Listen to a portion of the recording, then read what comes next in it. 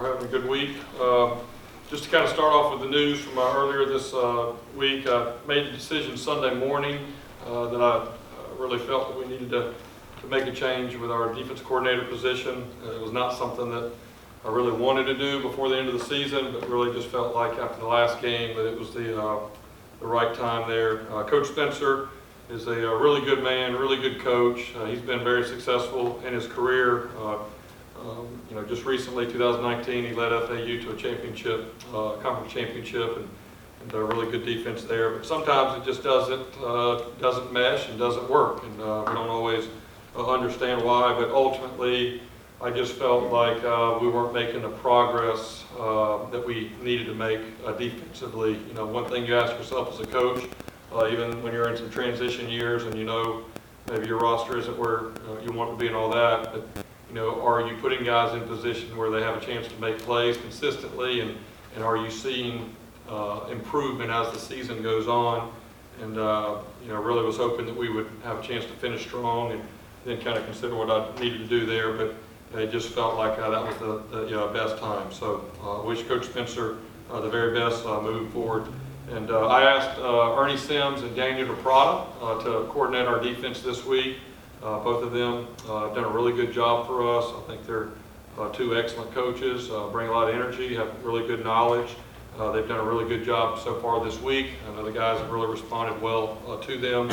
And so really them along with Coach Barlow and Coach Bowers really kind of all working together to put together a plan for our guys to go be successful on Friday. Obviously, with 4 days, you're not going to change the whole defense and install a new defense, especially against everything that Central Florida does. I mean, they do a lot of different things. So the worst thing we could do is go try to put in a completely new defense. But with that being said, there are things within our scheme, within our package that maybe we haven't done very much this year, and some different things that maybe we can do to give our guys an opportunity to be successful.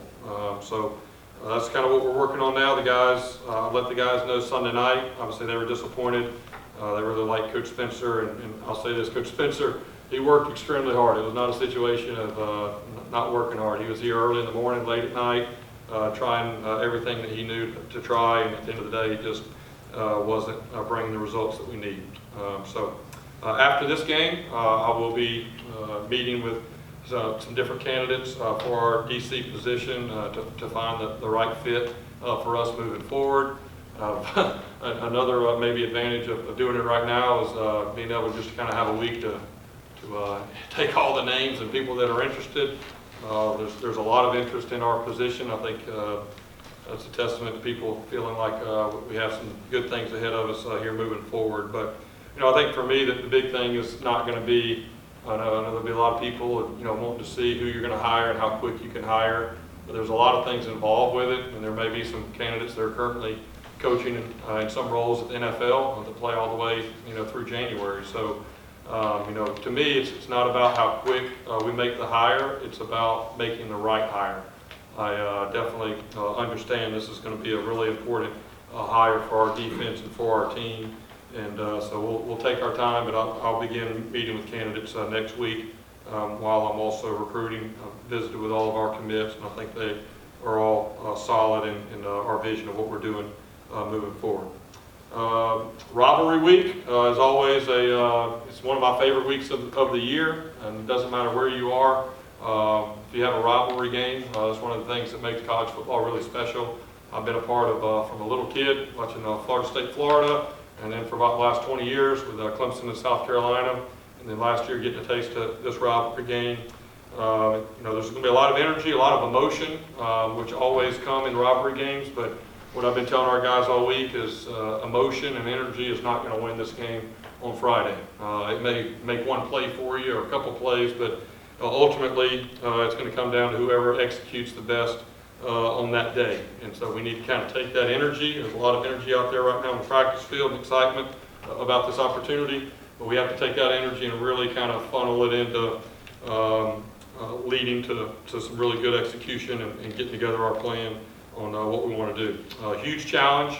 They're very athletic. You can tell they've recruited very well off of their recent success over the last few years. They're long, athletic, really good speed.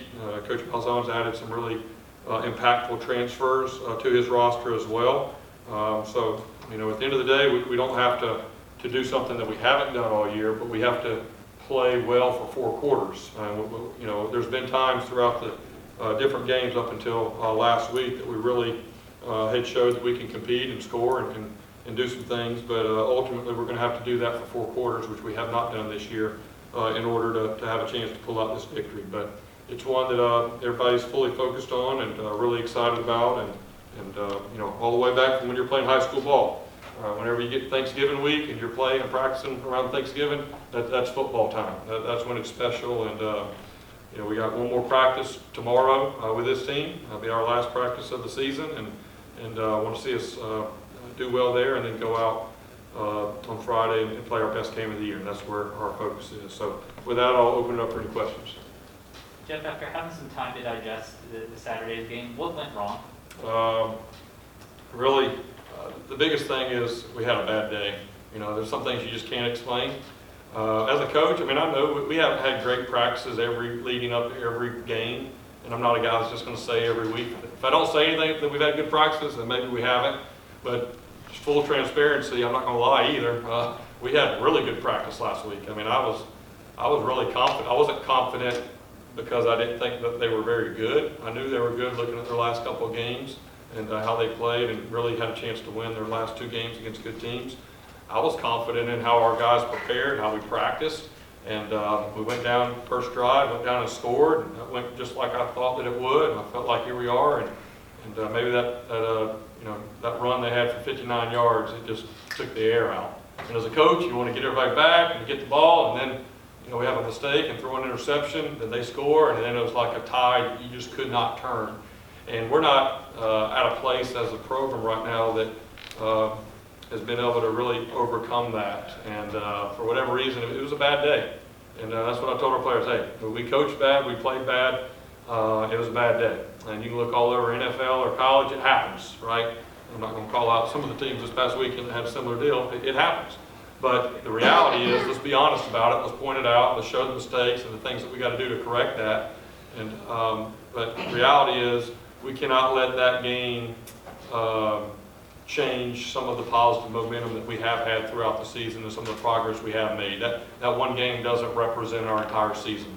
It really is the worst that we played since our very first game against NC State. But I felt like there had been some different points in the other games where we had been very competitive and done some things that we needed to do. But it was a bad day, so you got to throw it away and move on. I would be a lot more concerned if we were playing anybody other than our rival this week. But you know, you got to turn the page, and a rivalry game, and obviously these guys know a lot of their players and played with them in high school and all that. And I just told our guys, we got to quickly. I know without a doubt on Friday they're going to be ready to play and energy and excited. But what we had to do, and the big challenge was to go from the news from Sunday night, from the game Saturday, to we had to have good Mondays and Tuesdays.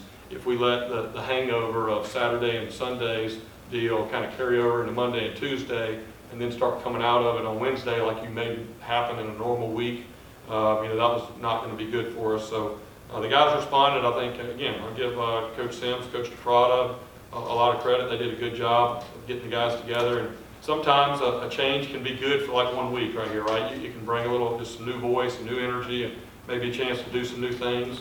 You know, so I think I've kind of felt that a little bit for these 2 days, but ultimately it's still going to come down to tackling and covering and all those things at the end of the day. After the Houston game, you said, you know, that if you guys were going to change staffing on the defensive side, you were looking at guys being in position and things like that. When you went back and evaluated to make this decision, I'm assuming that you saw that guys weren't in position to make plays. Yeah, ultimately we just, it was just, yes, that's part of, there's a lot of things that you evaluate all the way through, and it just was not meshing, just didn't click like it needed to, and there's a lot of reasons for that. I mean, we could sit here and list all the different things, but at the end of the day, you have to kind of go with your gut and where it is, and I just felt like we were not consistently being able to put our guys in position or execute the way that we needed to, and really kind of losing some confidence. And so whenever you kind of get to that point, that's when you know you need to go ahead and get a new voice in there and bring some new thoughts and ideas.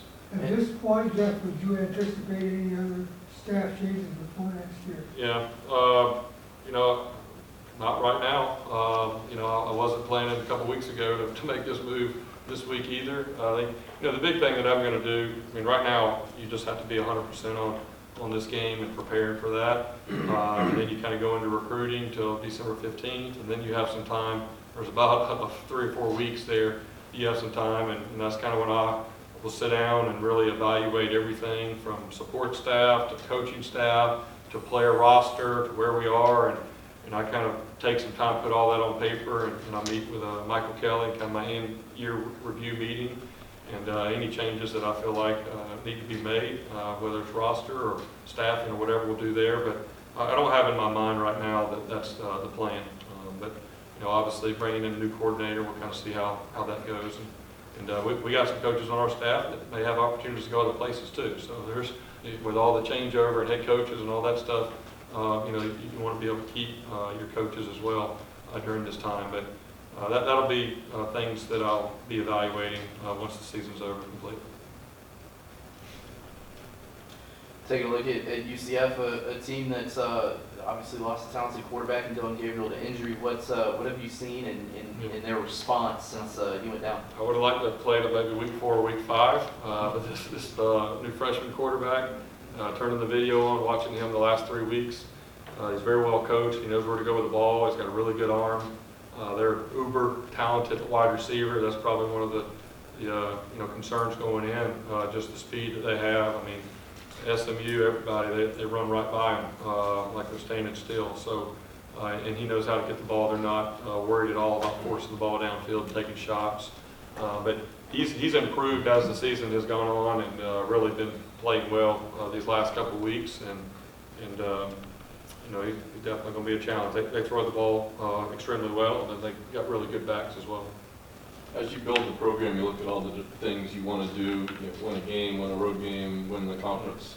How important is it to beat UCF? They've gotten you a few years in a row. Yeah, it's always important to beat your rival. I think that's, you know, one of our team goals is, you know, to win the state championship. Really, that's meant for our rivalry.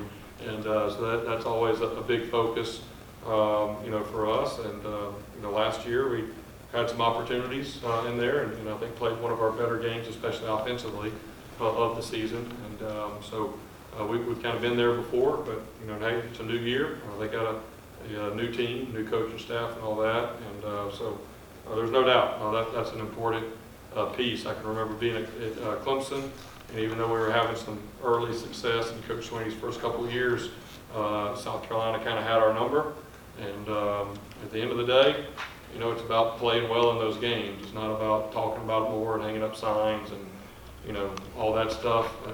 Whenever it comes down to 3rd down and 8, it comes down to do you execute, make the play. It's not about a want to. There's always want to in those games, but it's about playing well. And so, you know, I've told our team all year long that, you know, the response that they've had, that I see behind the scenes, the way that they show up, regardless of the outcome of the last week, and get ready to go compete outside of that game this past weekend.